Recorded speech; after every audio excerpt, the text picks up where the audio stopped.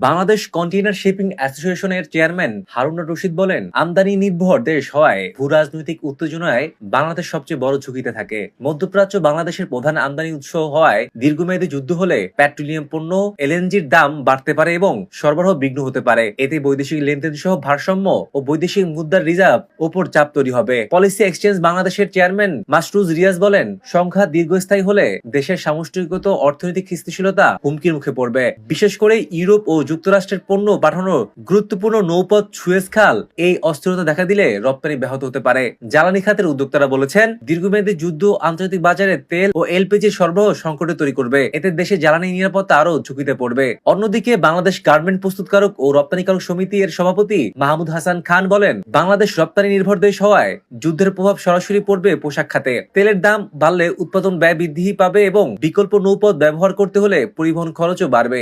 এছাড়া ইউরোপ ও যুক্তরাষ্ট্র ভোক্তা সক্ষমতা কমে গেলে পোশাক রপ্তানি হ্রাস পেতে পারে। বাণিজ্য মন্ত্রণালয়ের তথ্য অনুযায়ী 2024-25 অর্থ বছরে প্রায় 650 বিলিয়ন ডলারের ইরানি বাজারে বাংলাদেশে প্রায় 10.9 মিলিয়ন ডলার পণ্য রপ্তানি করেছে, যার বেশিরভাগই ছিল পোশাক, ওষুধ শিল্প পণ্য। বিশেষজ্ঞরা মনে করছেন, সংঘাত দীর্ঘায়িত হলে মধ্যপ্রাচ্য শ্রম বাজার ও রপ্তানি বাজার দুটি চাপে পড়বে।